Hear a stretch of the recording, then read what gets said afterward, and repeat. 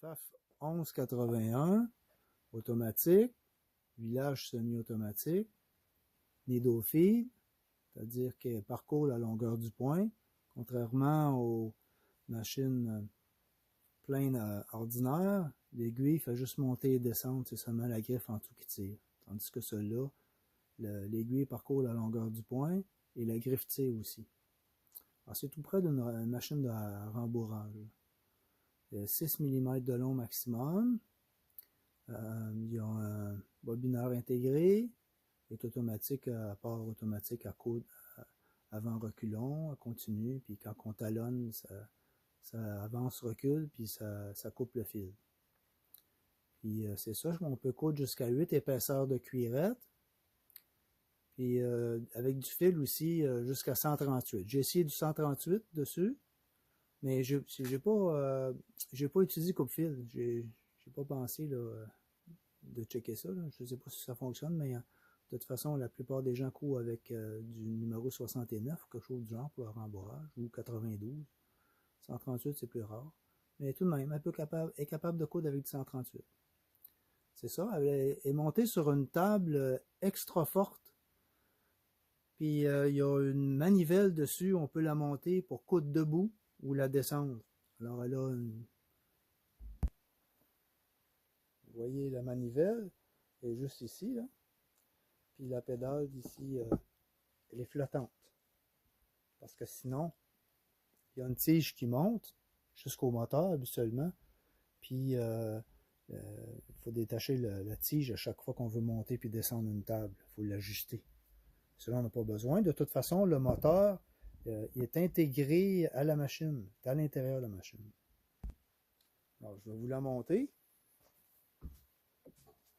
J'enfonce la poignée à l'intérieur ici.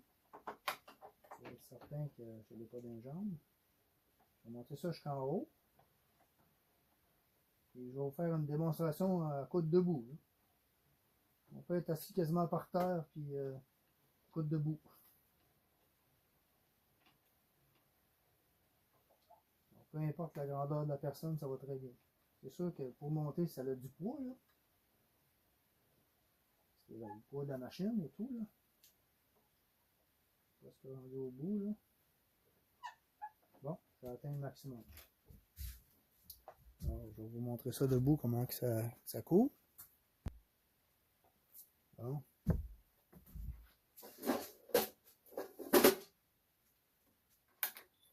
Machine avec un moteur servo.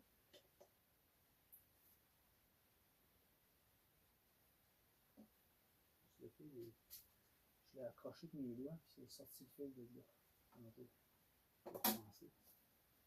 Bon, on part. Donc, on peut ajouter la longueur des pompes, le nombre de points. Là. Ici, on peut reculer là, avec ce bouton-là. Ou tout simplement talonner.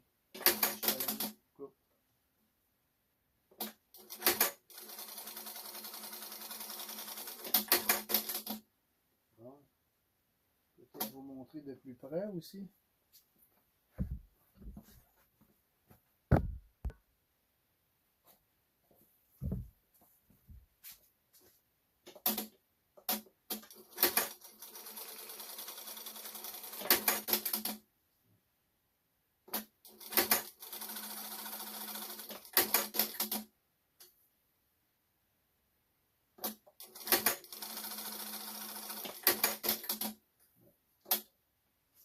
Bon. Bon, j'étais trop près tantôt.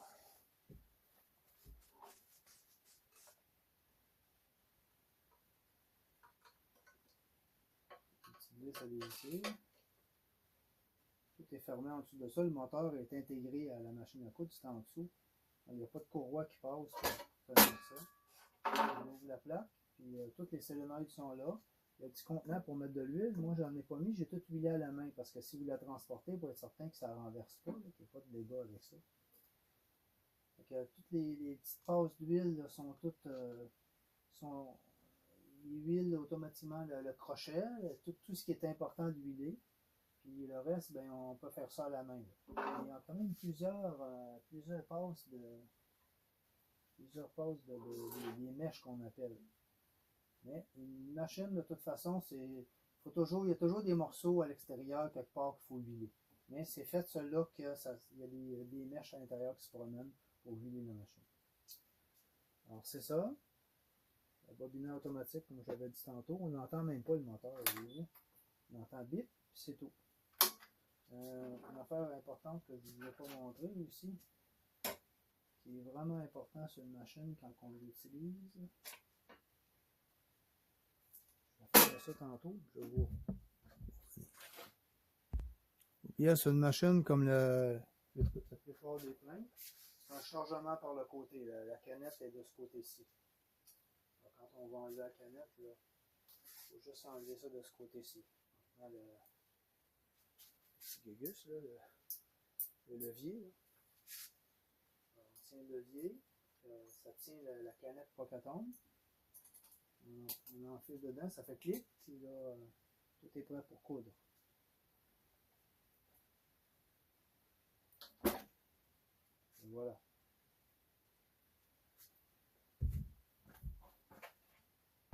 Alors, la table est en excellent état. Les petites égratignures à gauche, là. À part ça, c'est une belle table blanche. Un bon support à fil. Assez haut.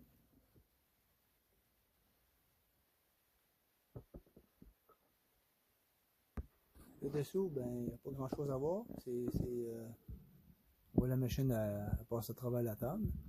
Puis, il y a le boîte de contrôle qui est dans le fond là-bas. Là. Un interrupteur en avant. Le fermer puis l'allumer. Puis, c'est ça. Il y a 4 roulettes aussi verrouillables, comme celle à gauche.